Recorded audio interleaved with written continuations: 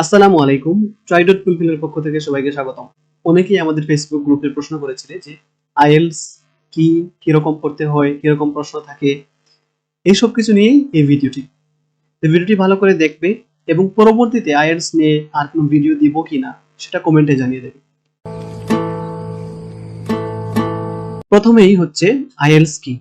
IELTS হচ্ছে ভাষা পরীক্ষার একটা মাধ্যম।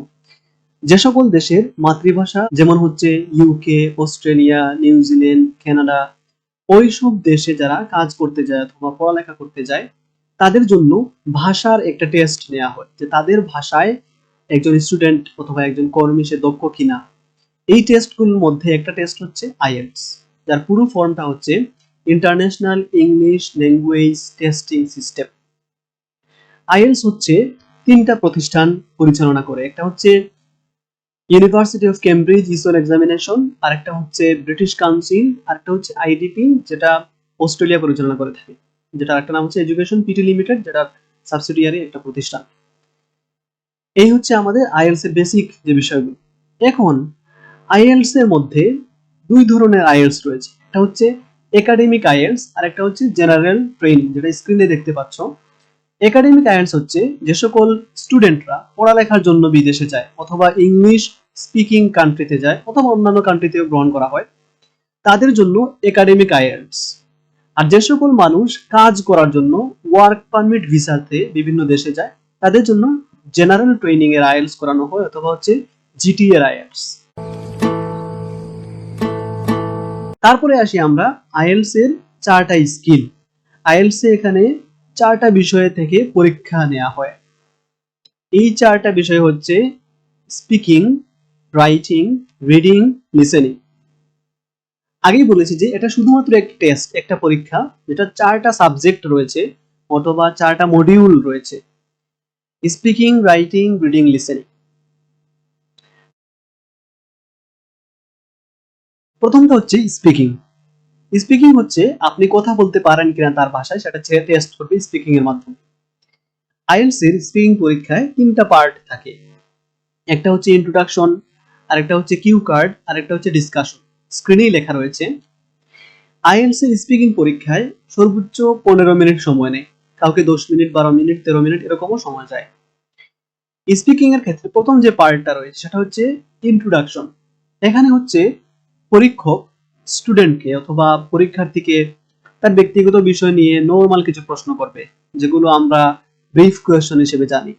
যে তার হোম টাউন সম্পর্কে প্রশ্ন করলো, where is your home town, what's your name, what do you do, where do you study, এরকম আর কি নরমাল যেগুলো প্রশ্ন সেগুলো।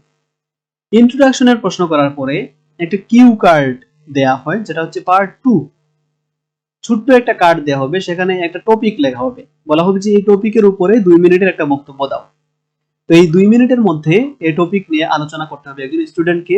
সেখানে সাহায্যের জন্য কিছু প্রশ্ন লিখে দেওয়া থাকবে, সেগুলোর হেল্প নিয়েও স্টুডেন্ট কথা বলতে পারবে। এই হচ্ছে দ্বিতীয় ধাপ। 2 মিনিটের বেশিও কথা বলা, যদি একটু ফ্লুয়েন্টলি স্টুডেন্ট কথা বলে তাহলে স্যার এমনিতেই আরো কিছু সময় তাকে দেন কথা বলার জন্য। তারপরে তৃতীয় যে পার্টটা রয়েছে স্পিকিং এ, সেটা হচ্ছে ডিসকাশন। যখন আমরা ইন্ট্রোডাকশন শেষ হয়ে যাবে, কিউ কার্ড শেষ হয়ে যাবে, তখন হচ্ছে পরীক্ষক ডিসকাশন করবে পরীক্ষার্থীর সাথে যে কোনো একটা টপিক। নরমালি হচ্ছে কিউ কার্ডে যে টপিকটা দেয়া হয় সেই টপিক নিয়েই কিছু প্রশ্ন করা হয়। তো 3 নাম্বার যে ডিসকাশনে রয়েছে সেখানে পরীক্ষক 3টা থেকে 5টা 7টা যতটুকু তার ইচ্ছা সে প্রশ্ন করবে। এই প্রশ্নের উত্তরগুলো পয়েন্ট আকারে দিতে হবে। এবং হচ্ছে প্রথম যে part 1 A introduction, where is your home town, where is your home, এরকম প্রশ্ন এখানে থাকবে না। এখানে আলোচনা করার মতো কিছু প্রশ্ন থাকবে, যেমন হচ্ছে বাংলাদেশে উঠতি বয়সী ছেলেরা তাদের মূল্যবোধ কমে যাচ্ছে, সেটা কি সঠিক না সঠিক না। তখন হচ্ছে একজন পরীক্ষার্থী সে তার মতো করে একটা বক্তব্য দেবে, লজিক দেবে যে এটার পক্ষে বিপক্ষে। তো নরমালি এখানে 6-7টা সেন্টেন্স বলা হয়। এরকম 5-6টা প্রশ্ন করবে অথবা 3টা 4টা, যতটা পরীক্ষকের ভালো লাগে আর কি। যদি ফ্লুয়েন্ট স্পিকার হয় একটু বেশি করতে পারে তার সাথে ফ্রি হওয়ার জন্য, কথা বলার জন্য। যারা একটু কম পারে তাদেরকে হয়তো 3-4টা করেই পরে শেষ করে দিবে। এই হচ্ছে আমাদের স্পিকিং এর 3টা পার্ট। একটা মডিউল গেল স্পিকিং। তারপরের সাবজেক্ট হচ্ছে রাইটিং অথবা পরের মডিউল। এই রাইটিং এর মধ্যে দুইটা পার্ট থাকে, দুইটা পেজ দেয়া হবে। সেখানে প্রথম পার্টে একটা টেক্সট লিখে দিতে হবে, দ্বিতীয় পার্টে আরেকটা টেক্সট লিখে দিতে হবে। এগুলো দেওয়ার পরেই পরীক্ষা শেষ। তো রাইটিং পরীক্ষায় 1 ঘন্টা সময় থাকে। পার্ট 1 যেটা, সেখানে একটা গ্রাফ দেয়া থাকবে, যেটা আমরা 9-10 এ পড়েছি অথবা ইন্টারে পড়েছি, গ্রাফ চার্ট যেগুলোকে বলা হয়, অথবা pie chart, line chart. Chart দেয়া থাকবে, চিত্র আঁকানো। সেই চিত্রের মধ্যে কি দেয়া হয়েছে সেটা ব্যাখ্যা করে লিখতে হবে 150টা শব্দের মধ্যে। এই গ্রাফের মধ্যে এক্সাম্পল স্বরূপ দেয়া থাকলো যে 2016 সালে বাংলাদেশ, ভারত, পাকিস্তান, শ্রীলঙ্কা এই 4 দেশের ক্রিকেটের একটা গ্রাফ দেয়া হলো, যে বাংলাদেশের স্কোর ছিল এত, ভারতের ছিল এত, অন্য দেশের ছিল এত, এরকম। এটাকেই আমরা ব্যাখ্যা করে লিখবো সুন্দর করে। এটার মধ্যে আমাদের 150টা ওয়ার্ড লিখতে হবে এবং সময় থাকবে, বলা হয় যে 20 মিনিট, তবে যার যতটুকু প্রয়োজন ব্যয় করবে। যেহেতু 1 ঘন্টা সময় মোট, এর মধ্যে কেউ 20 মিনিট, 25 মিনিট, 30 মিনিটও ব্যয় করতে পারে। পার্ট 2 যদি একটু বেশি পারে তাহলে সেখানে কম সময় লাগলো। এগুলো পার্ট 1। পার্ট 2 যেটা, সেটা হচ্ছে এসে। রাইটিং এ এসে পার্ট 2 তে, এসে তে হচ্ছে 250টা শব্দের একটা এসে লিখতে হবে। সেখানে একটা টপিক দেয়া থাকবে যেটা আর্গুমেন্টেটিভ, মানে হচ্ছে সমাজের একটা সমস্যা দিল যে বাংলাদেশে বহু বিবাহের প্রচলন বেড়ে গেছে, এই বহু বিবাহটা কি সঠিক নাকি সঠিক না, তোমার মতামত দাও। তখন হচ্ছে এটার পক্ষে যদি মতামত দেয় একজন স্টুডেন্ট, তাহলে সে এটার পক্ষে যুক্তি, তথ্য, উপাত্ত দেবে 250টা শব্দের মধ্যে। যদি বিপক্ষে মতামত দেয়, বিপক্ষে সে যুক্তি, তর্ক উপস্থাপন করবে। তো এই হচ্ছে আমাদের রাইটিং এর দুইটা পার্ট। প্রথম পার্টে গ্রাফ চার্ট, দ্বিতীয় পার্টে হচ্ছে একটা এসে লিখে আমাদের শেষ।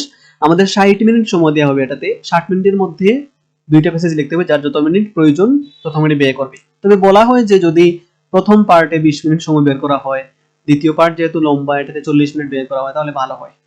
এইগুলো আমাদের দুইটা সাবজেক্ট অথবা দুইটা মডিউল। পরের সাবজেক্টটা হচ্ছে রিডিং। রিডিং অথবা রিডিং মডিউল, যেটাতে 3টা প্যাসেজ দেওয়া থাকবে। এটা যারা ইংলিশ অনার্স আমরা করেছি, আমাদের জন্য অনেকটা উপকারী হবে প্যাসেজ পড়া। এখানে 3টা প্যাসেজ থাকবে এবং 3টা প্যাসেজের বিপরীতে 40টা প্রশ্ন দেওয়া থাকবে।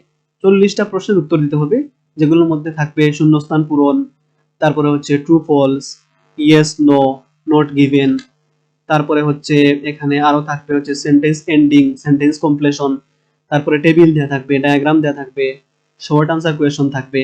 সর্বোচ্চ 3টা ওয়ার্ডের উত্তর দিতে হয়, কোন জায়গায় একটা ওয়ার্ড বলে দেয়, কোন জায়গায় 2টা ওয়ার্ড বলে দেয়।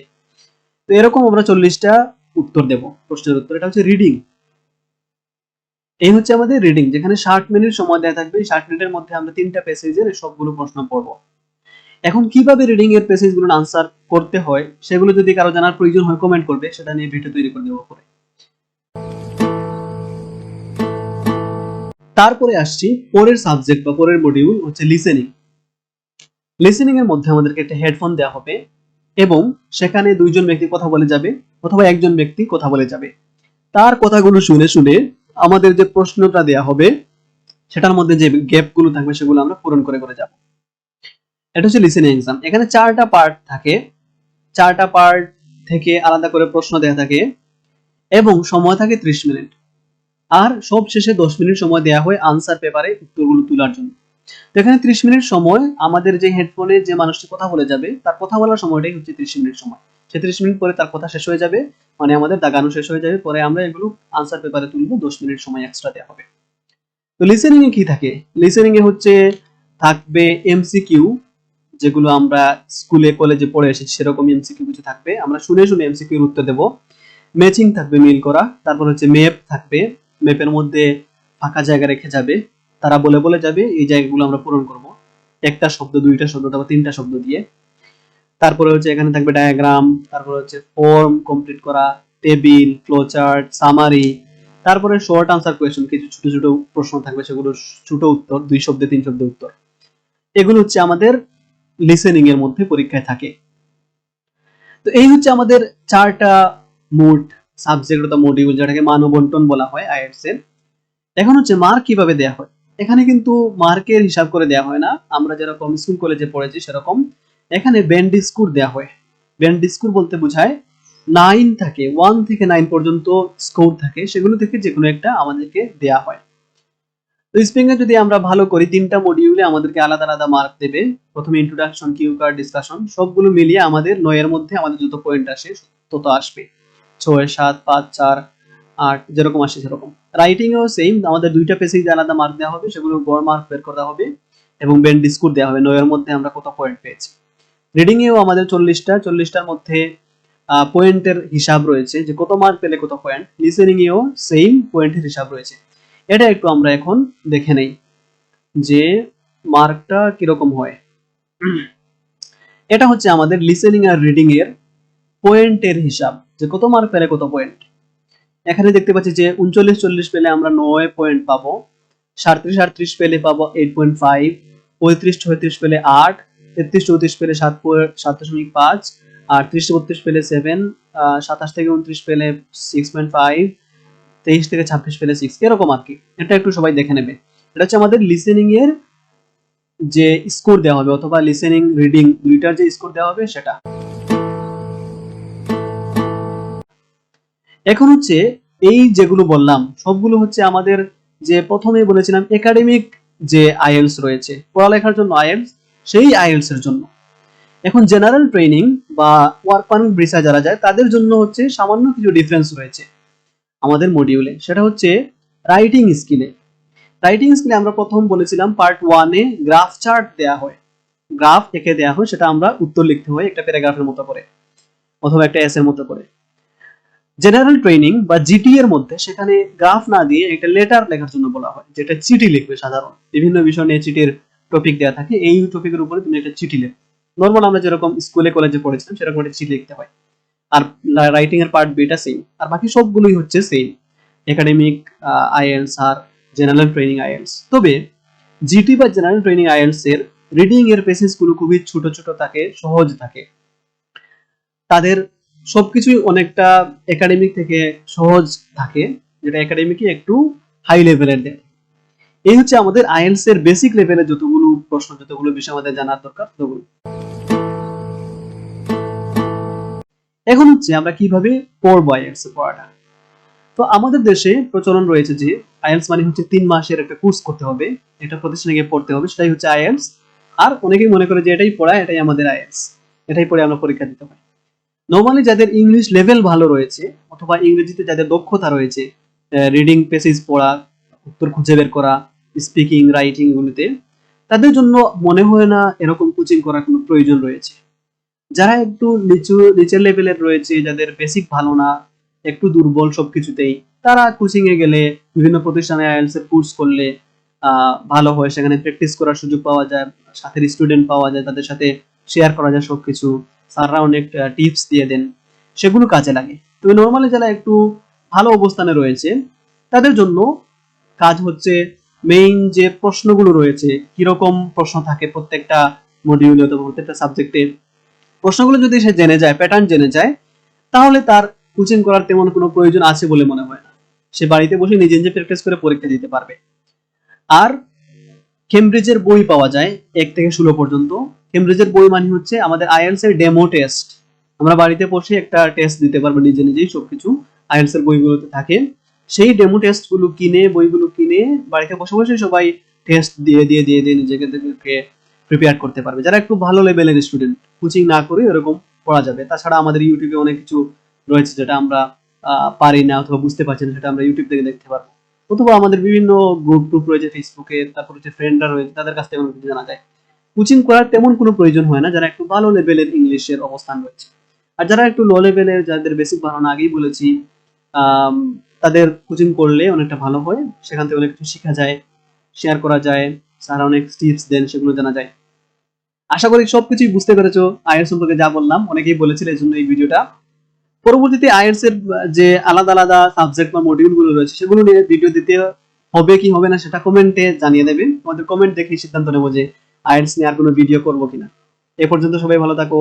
আর ভিডিওটি যদি প্রয়োজনীয় মনে হয় নিজেদের বন্ধুদেরকে শেয়ার করে দেবে, তাদের কনসেপ্ট গুলো ক্লিয়ার হয়ে যাবে। চ্যানেলটি সবাই সাবস্ক্রাইব করে নেবে। আর আমাদের ডিপার্টমেন্টের অনেক অনেক লেকচার দেওয়া আছে, সেগুলো যারা ডিপার্টমেন্টের স্টুডেন্ট তারা দেখতে পারবে। ধন্যবাদ সবাইকে ভিডিওটি দেখার জন্য। ভিডিওটি ভালো লাগলে লাইক করেন, নতুন নতুন ভিডিও দেখার জন্য সাবস্ক্রাইব করে দিন। সাবস্ক্রাইব। সাবস্ক্রাইব